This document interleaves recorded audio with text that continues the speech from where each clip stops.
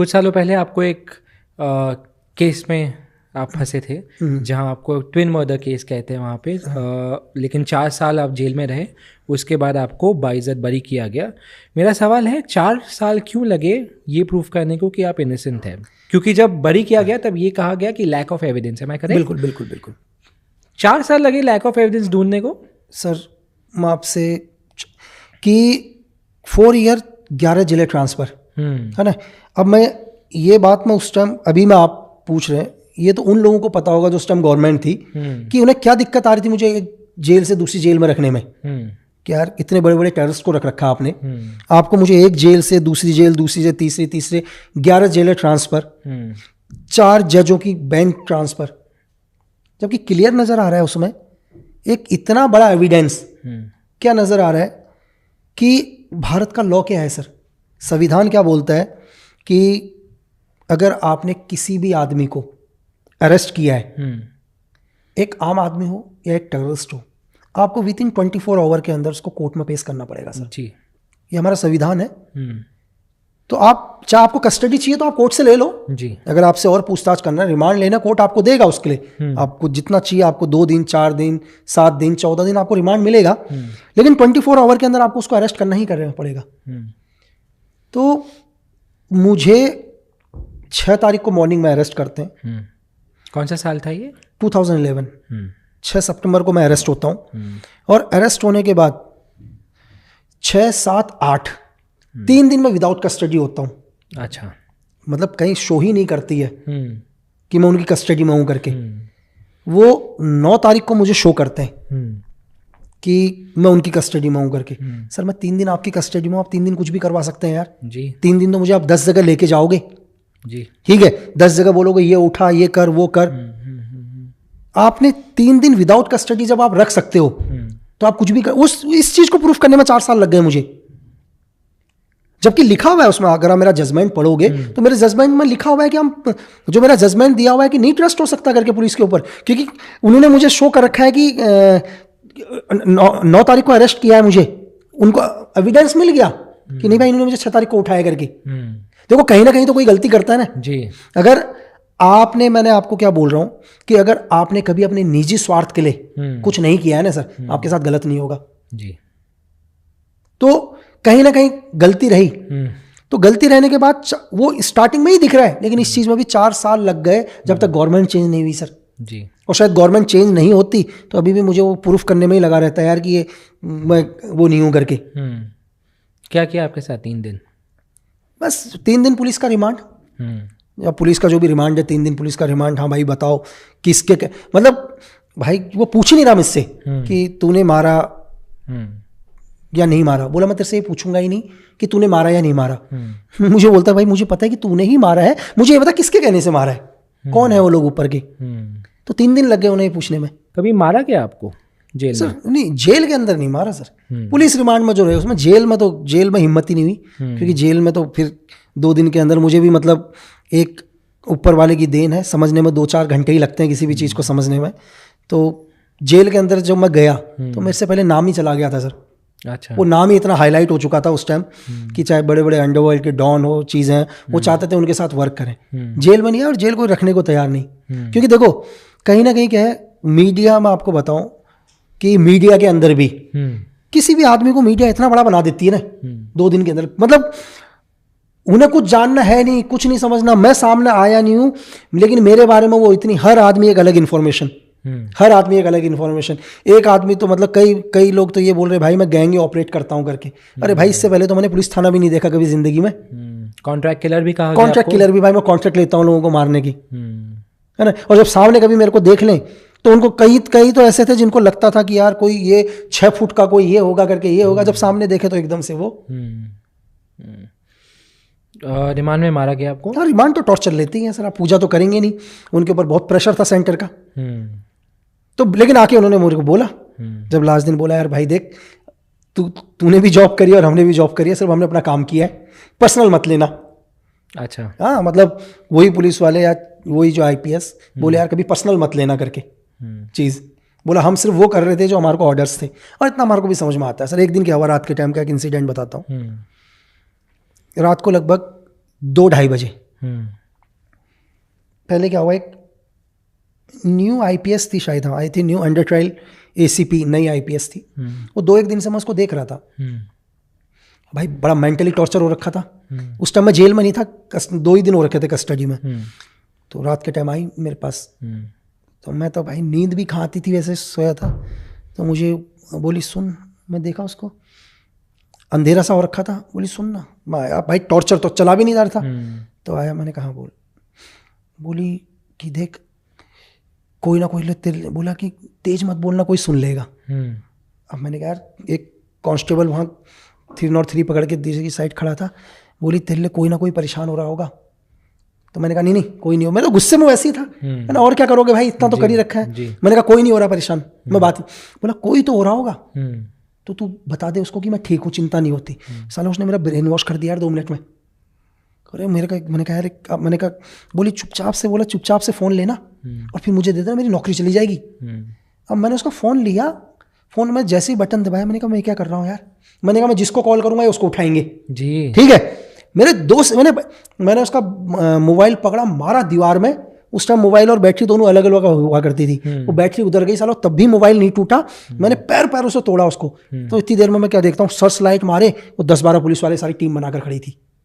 वो भी उनका ट्रैप था, ठीक है। तो फिर और नेक्स्ट दिन रात को 2-2:30 बजे पुलिस वाले आए, 8-10 पुलिस वाले। तो हथकड़ी तो एक ही हाथ में थी जी। तो गन कॉक करा, गन को कॉक करने वाले, गन को कॉक करा तो बोले अंदर खोला, हथकड़ी पीछे लगाएंगे बोला। मैंने कहा यार हथकड़ी मुझे लगा यार क्या कर रहे हैं करके, है ना। तो मुझे लगा यार भाई कुछ ना कुछ तो है गड़बड़। अब मुझे लगा यार तो ऑर्डर दे दिया इन्होंने एनकाउंटर का, ठीक है, क्योंकि कस्टडी में तो शो नहीं कर रखा। तो पीछे हथकड़ी लगा दी उन्होंने। तो बोले निकालो करके।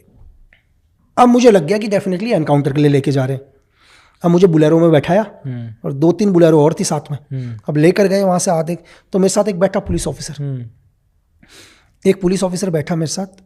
तो बोल रहा कुछ बताना है तो बता।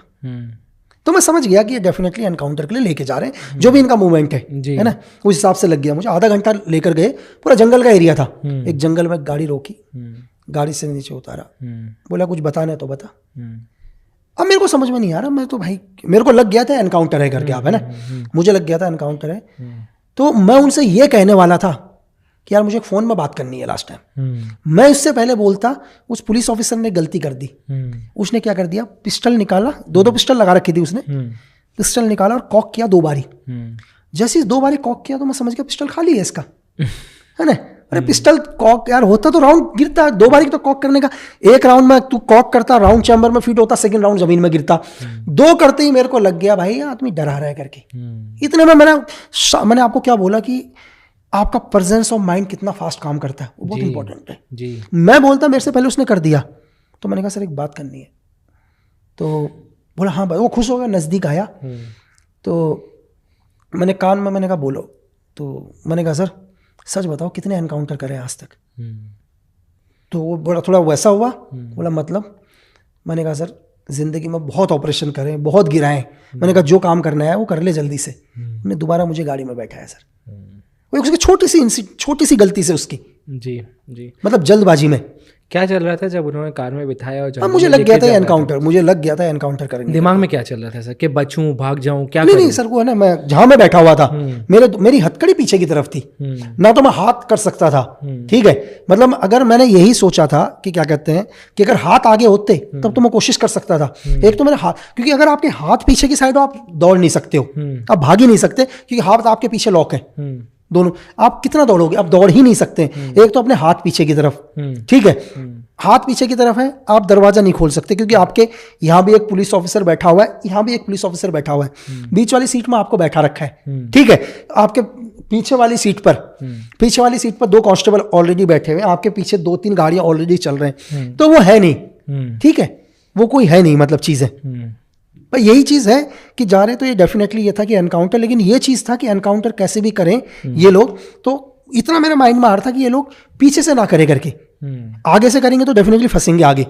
क्यों? केस खुलेगा। थोड़ा एक्सप्लेन करिए। मतलब देखो, अगर पीछे एनकाउंटर के ऊपर क्या है कि वो सवाल उठा लेंगे यार कि भाई भागने की कोशिश कर रहा था। तो फ्रंट के ऊपर, फ्रंट पर एनकाउंटर बहुत मुश्किल है सर, वो भी बहुत क्लोज रेंज से, क्योंकि वो बिल्कुल नज़दीक है। अगर सपोज करो कि जो पुलिस ऑफिसर था विद इन मेरे से 1 या 1.5 मीटर पर था, 1 या 1.5 मीटर पर यार एनकाउंटर कर रहा है। और मैंने एक जानबूझ के एक चीज़ और कर रखी थी उस टाइम, मैं उस टाइम नीचे था घुटने के बल पर ही, मैं बैठा हुआ था जानबूझ के, मैं उस टाइम जानबूझ के बैठा था, मैं खड़ा नहीं हुआ था जानबूझ के। मुझे लगा ये मारेगा भी तो वैसे ही मारे, क्योंकि अब क्या होगा जब पीएम रिपोर्ट होगी, क्योंकि मेरी भी एजेंसी है सर पीछे, वो डेफिनेटली बात उठाएगी इस बात को, ठीक है। किस एनकाउंटर, देखो आज के टाइम में हर एनकाउंटर पर कोई ना कोई तो सवाल है ही। ये सुप्रीम कोर्ट का भी एक वो भी है लॉ कि हर एनकाउंटर पर जांच होगी, जो होनी चाहिए। जी बिल्कुल, ठीक है। अब क्या है, मैं जानबूझ के घुटने पर ही था और मुझे डेफिनेटली था ये मारेंगे, लेकिन मुझे ये भी पता था कि जांच तो होगी और मेरी एजेंसी 100% जांच उठाएगी इस पर। मुझे पता था कि जब जांच उठाएगी तो केस खुल जाएगा, क्योंकि जो उस पुलिस ऑफिसर का जो एंगल था ना सर, वो एंगल था 45 डिग्री पर। वो मुझे शूट आउट करता तो इतने नजदीक से डेफिनेटली गोली पार होनी थी मेरे।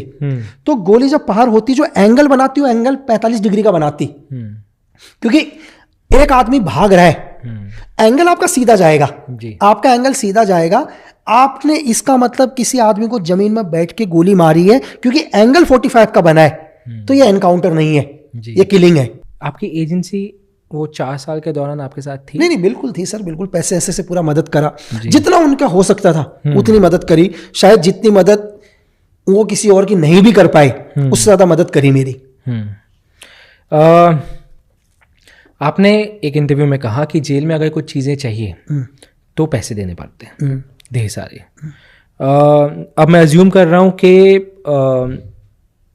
आपने शायद पैसे नहीं दिए जेल में, आप कैसे चीज़ें प्रोक्योर कर रहे थे? नहीं सर, देखो जेल के अंदर क्या हुआ मैं आपको बताता हूँ कि जेल के अंदर जिस आदमी ने भी जेल काटनी है पैसे उसको देने पड़ेंगे। मैंने जेल में खाने पीने पर कभी पैसा नहीं दिया, मेरे खाना ठीक ही था सर जी, ठीक है। क्योंकि वो मेरी वजह से उनकी जेल में प्रॉब्लम हो रही थी, क्योंकि मैं अगर वो चाहते थे कि जैसे मेरा क्या था सिद्धांत कि भाई स्टार्टिंग में जब मैं गया तो खाना आया वहां और दूसरों का खाना देके मैंने भाई खाना ना फेंक दिया। आपने फेंका? मैंने खाना फेंक दिया। मैंने कहा, मैंने गाली आली करी, मैंने कहा जो खाना नहीं खाएंगे करके यहाँ कोई भी, ठीक है।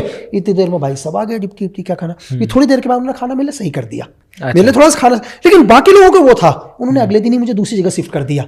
अच्छा, नहीं है, क्योंकि उस दिन मेरे को एक तो गुस्से के बाद, और हुआ क्या, एक बंदे का एक लेटर आ रखा, बेचारे किसी ने लेटर दे रखा, और लेटर देने के बाद उसका लेटर खोल के आ रखा, और लेटर खोल के आ रखा, उसका लेटर खोला और कुछ चीज़ें काट रखी उसमें। अब मेरे को साथ वाले ने दिखाया यार ये लेटर, और मैंने उसको जो पुलिस वाला आया उसको दबा के गालियाँ दी सर गिराने को। मैंने कहा तूने लेटर खोला कैसे? वो लोग मेरे से परेशान, तो उन्होंने मुझे दूसरी जगह शिफ्ट कर दी। तो उन्होंने मेरे को खाना ना थोड़ा सही दिया कि हंगामा ना करे करके। ज़्यादा दिन अपनी जेल में रखा नहीं, लेकिन हंगामा किया। मैंने जेल में सिर्फ एक ही चीज़ पर पैसा खर्च किया, मोबाइल फ़ोन पर। मोबाइल फ़ोन पर मैंने पैसे खर्च करे क्योंकि मुझे मोबाइल फ़ोन की ज़रूरत थी, और बहुत कॉस्टली मोबाइल लिया, बहुत ही महंगा। कितने का? मैंने वो शायद मोबाइल 800-900 रुपए की उसकी कीमत थी, और एक कांस्टेबल ने ही मुझे दिया वो, और वो 1 लाख का पड़ा मुझे। बाप रे, वो मोबाइल। पर आप अंदर जेल के अंदर से मोबाइल ऑपरेट कर पा रहे थे? सर अभी भी आज भी कर ही रहे हैं लोग बाग ऑपरेट, तो आप तो देख रहे हैं जेल से तो इंटरव्यू भी चल रहे हैं लोगों के, है ना, तो जेल से तो ऑपरेट कर ही रहे हैं। फ़ोन कैसे दिया फिर? एक पुलिस वाले समझ में आ गया, 5 दिन के अंदर समझ में आ जाता है कौन ईमानदार है और कौन नहीं, ठीक है। कौन ईमानदार है कौन नहीं, 2 मिनट लगते हैं आदमी को एनालाइज करने में। एक पुलिस वाले को आ गया समझ में, 1 दिन 2 दिन दोस्ती हुई उससे, ठीक है। दोस्ती होने के बाद बढ़िया हुआ, उससे फ़ोन मंगाया, सिम भी अपने नाम से ले आया। अच्छा। और बोला भाई मेरे को कहीं दूसरी आईडी नहीं मिली, अपने नाम से लाया हूँ, किसी को धमकी मत देना। अब देख लो पैसे में ताकत, आप देख लो कि वो कांस्टेबल अपने ही नाम से सिम लेके आ गया, और मुझे बोलता भाई मेरे अपने नाम से, आप किसी को थ्रेट मत देना। एक से एक जेल के अंदर, एक दूसरी जेल में गया मैं, वहां का जो जेल का हेड था वो अलग ही, वो मुझे बोलता है यार भाई तुम किसी से भी अगर पैसा मांगोगे तो आधा मेरे को भी देना। अच्छा, पहले ही बोल दिया कि आधा मुझे भी देना करके। मतलब उसका कहने का मतलब तुम धमका लो, पैसा मांग लो, लेकिन मेरा हिस्सा मुझे दे देना। पर ये तो बहुत खराब स्टेट है। सर खराब तो है यार सर, ये कैसे सुधारा जाए? नहीं सर, आप किसको सुधारने की बात करेंगे सर, जहां पर हर आदमी क्रिमिनल है, हर आदमी वांटेड है, रेपिस्ट है, टेररिस्ट है, आप किसको सुधारोगे? जेल में कभी किसी ने बुली करने की कोशिश की? क्या चीज करने का सर? बुली करने की कोशिश की? बुली बोले तो मतलब आपको किसी ने धमकाया या जेल के अंदर आपको किसी ने, हाँ सर, किसी ने आपको परेशान करने की कोशिश की? मतलब जेलर था, जेलर ने, मतलब वैसे तो था, जेलर ने थ्रेट देने की कोशिश करी, फिर उसके बाद कभी किसी ने थ्रेट नहीं दिया सर। किसी कोई जो और क्रिमिनली था जो अंदर? क्रिमिनल्स का तो ऐसा था, क्योंकि वहां मैंने सुना है कि जेल में गैंग होते ही है और बहुत सारी चीजें होती है। मतलब एक जेल के अंदर था मैं, हाँ। तो एक बहुत फेमस क्रिमिनल, अब तो नहीं है उस दुनिया में, बड़ा गैंग, बहुत मतलब 50 से भी ऊपर उसके ऊपर क्राइम होंगे, 50 के ऊपर भी। तो मैं उसी जेल में ट्रांसफ़र हुआ था उस टाइम, जैसे ही जस्ट मैं मेरा ट्रांसफ़र सेंट्रल जेल देहरादून में हुआ, तो जस्ट उसने मुझे इनवाइट किया चाय पर उसने इनवाइट किया। और एक्चुअली क्या था कि उसी के बंदे के साथ एक बार क्या हुआ था, मेरा वॉलीबॉल का मैच चल रहा था, ठीक है, और वॉलीबॉल के मैच के चक्कर में ही जेल के अंदर ये चीज़ें हो गई थी, तो उसी मैच से तू मैं हो गई थी, तो उसका वो गैंग था पूरा का पूरा।